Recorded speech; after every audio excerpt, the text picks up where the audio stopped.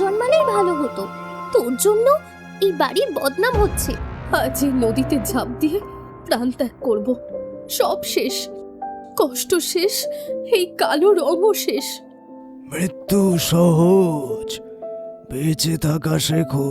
গায়ের রং ফর্সা বোন নিজেরই আপন শ্যামলা বোনের সঙ্গে এমন আচরণ করলো যেটা দেখলে আপনার রক্ত গরম হয়ে যাবে। আর এই গল্পে আছে একটা রাজহাঁস, এমন একটা রাজহাঁস যে সবকিছু বদলে দিয়েছিল। শেষ পর্যন্ত ফর্সা বোন কি করেছিল, সেই রাজহাঁসটাই বা কি ছিল, জানতে হলে শেষ পর্যন্ত দেখুন। যাও মা যাও, দুজনেই গিয়ে ধোপার কাছ থেকে কাপড় নিয়ে আসো। বাবা, আমাকে এইসব কাজ দিও না। দেখতে পাচ্ছ না আমি চুল আঁচড়াচ্ছি? কিছুক্ষণ বাদেই রোদ উঠে যাবে। এইভাবে বাইরে গেলে আমি ওই পুষ্পার মতো কালো হয়ে যাব। এটা শুনে পুষ্পার খুব কষ্ট হয়, কিন্তু ও কিচ্ছু বলে না, সব সময়ের মতো চুপ করে থাকে। কতবার বলেছি যে এই রকম কথা বলবে না। তোমরা দুজনেই যাচ্ছ, ব্যাস, আমি আর কিছু শুনতে চাই না। বাবা চলে যায়। পুষ্পা যাওয়ার জন্য তৈরি ছিল, কিন্তু করিশ্মা পুষ্পার দিকে তাকায়, চোখে রাগ ছিল। সাথেই যাবি তাই না? দাঁড়া, আজকে এমন অপমান করব যে আর কোনোদিন আমার সাথে বেরোবি না। দুই বোন ধোপার ঘাটে পৌঁছয়। আরে করিশ্মা, বলি যে কাপড় জামা নিতে তুমি কেন এলে? তোর কোমল হাতে ব্যথা হয়ে যাবে যে। কি করব কাকা, আমি তো বলেছিলাম যে এই কুৎসিত পুষ্পাকে পাঠাও, কিছুক্ষণ পরেই সূর্য মাথার ওপর উঠবে, কিন্তু বাবা আমাকেও সাথে আসতে বলল। আরে বাবা, আচ্ছা ঠিক আছে, তুই যা, আমি এই পুষ্পার হাতে করে কাপড় জামা বাড়ি অবধি পৌঁছে দেবো। যাও মা যাও। আরে এ তো কালো, এর কি বা আসে যায়।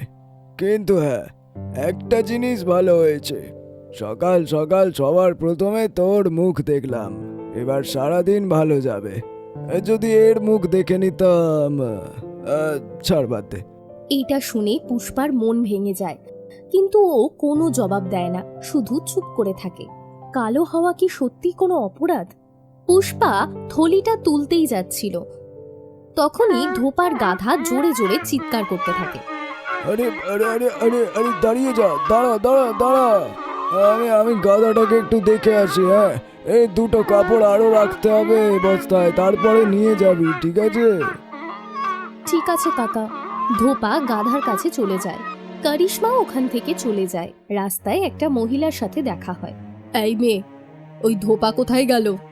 আমার দামি শাড়ি খারাপ করে দিয়েছে।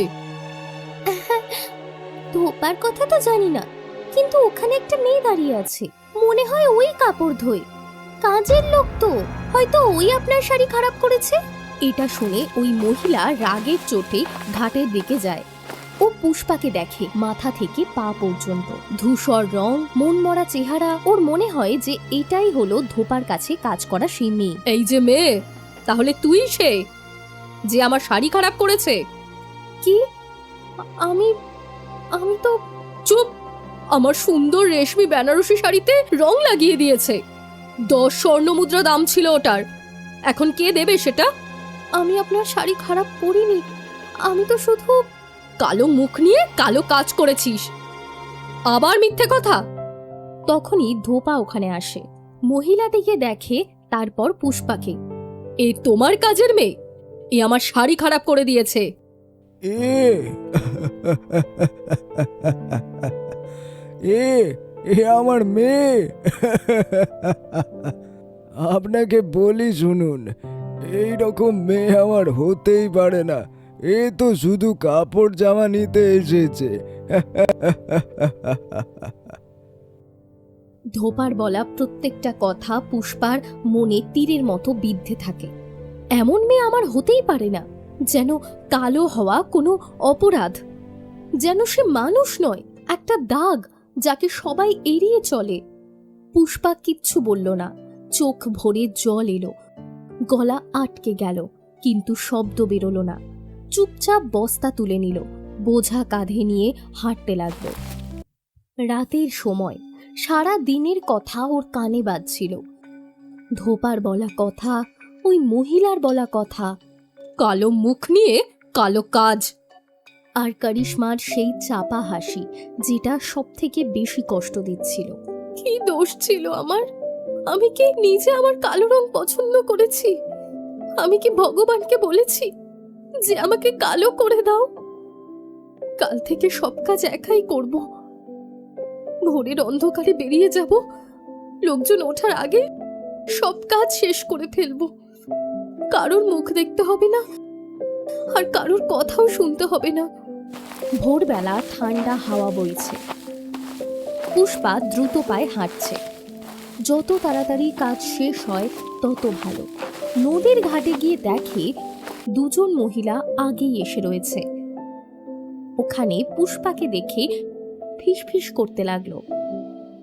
দেখ দেখ, ঘনশ্যামের মেয়ে। হ্যাঁ, সেই বেচারি। শুনেছি বাড়িতে নাকি ওর সঙ্গে খুব খারাপ ব্যবহার করে সবাই। সে যাই হোক, অপয়া তো। সকাল সকালের মুখ দেখে নিলাম, জানি না দিনটা কেমন যাবে। পুষ্পা ওদের প্রত্যেকটা কথা শোনে। অপয়া, ওই শব্দটা ওর বুকে তীরের মতো বিঁধল। সে মুখ ফিরিয়ে নিল, কিচ্ছু বলল না। মনে মনে ভাবল, থাক, একটু দূরে গিয়ে জল ভরি। এখানেও কেবল কটূক্তি। নদীর ধার ধরে একটু এগিয়ে গেল, যেখানে আর কেউ নেই, শুধু সে আর বয়ে চলা জল। কলসিটা জলে ডুবিয়ে জল তুলছে। এমন সময় চোখে পড়ল একটু দূরে পাথরের ফাঁকে সাদা কিছু একটা পড়ে আছে। ভালো করে তাকিয়ে দেখে একটা রাজহাঁস আহত হয়ে পড়ে আছে। পুষ্পার হাত থেমে গেল। কলসি নামিয়ে রেখে ধীরে ধীরে এগিয়ে গেল। তুইও কি একা আমার মতো? আস্তে করে রাজহাঁসটাকে কোলে তুলতেই সে কিন্তু ছটফট করলো না, বরং গা এলিয়ে দিল, যেন আপন কারোর কোলে আশ্রয় পেল।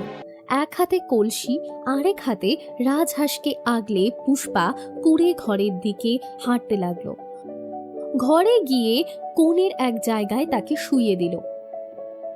একটু জল এনে নরম কাপড়ে তার ক্ষত পরিষ্কার করলো। সামনে দুধ রাখলো। রাজহাঁসটা ধীরে ধীরে দুধ খেলো। পুষ্পা তাকিয়ে রইল। তার ঠোঁটে অনেক দিন পর হালকা এক চিলতে হাসি ফুটে উঠল। সন্ধ্যাবেলা বাবা বাড়ি ফিরে রাজহাঁসটাকে দেখলেন, তারপর পুষ্পার চোখের দিকে তাকালেন। একে তুমি কোথায় পেলে মা? নদীর ধারে পেয়েছি বাবা, খুব আহত ছিল, ফেলে আসতে পারলাম না। আমার মেয়ের মন যে দেখছি একেবারে সোনার। আচ্ছা ঠিক আছে, একে তুমি রেখে দাও, তোমার যেটা ভালো মন চায় সেটাই করো। পুষ্পার চোখ ভিজে উঠল। এই পৃথিবীতে অন্তত একজন তো আছে যে তাকে বোঝে, তার বাবা। ঠিক তখনই করিশ্মা এসে মুখ বেঁকালো।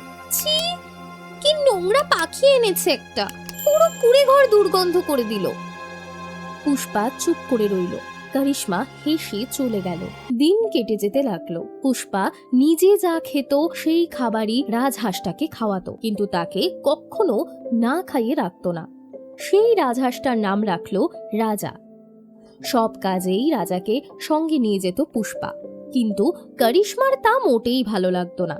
পুষ্পা কাজে ব্যস্ত থাকলে করিশ্মা চুপি চুপি রাজার গায়ে জল ছিটিয়ে দিত, কখনো তাকে ভয় দেখাতো। বেচারা রাজা ভয় ডানা ঝাপটাতো, কিন্তু একটু পরেই আবার নিজে থেকেই ফিরে আসতো পুষ্পার কাছে, যেন জানতো তার আসল ঘর কোথায়। এক দুপুরে করিশ্মা আবার খোঁচা দিতে এলো। কি দেখেছিস এই নোংরা পাখিটার মধ্যে? ও সাদা আর তুই কালো, দুজনকে একসাথে কি অদ্ভুত লাগে। পুষ্পা রাজাকে আদর করলো, কিচ্ছু বলল না। করিশ্মা হেসে চলে গেল। ঠিক তখনই বাইরে থেকে আওয়াজ এলো, কেউ এসেছে। পুষ্পা উকি মেরে দেখলো কাকা। এই যে ও ভাই, ভালো করে শোনো, মেয়ের বিয়ে টিয়ে দাও, বয়সটা তো হলো, কতদিন ঘরের মধ্যে রাখবে? বাবা মাথা তোলে। বিয়ের কথা তো আমিও ভাবছি যে বিয়েটা দেয়া হোক। আরে ভাই, আমার বাড়িতে কয়েকজন এসেছে অনেক দূর গ্রাম থেকে। আচ্ছা, ওদের একটা ছেলে আছে, ভালো দেখতে, সুন্দর, সুশীল, বেশ ভালো, ঘরও ভালো, পরিবারও ভালো। ওর বিয়ের জন্য মেয়ে দেখতে এসেছে। আচ্ছা, কারা ওরা?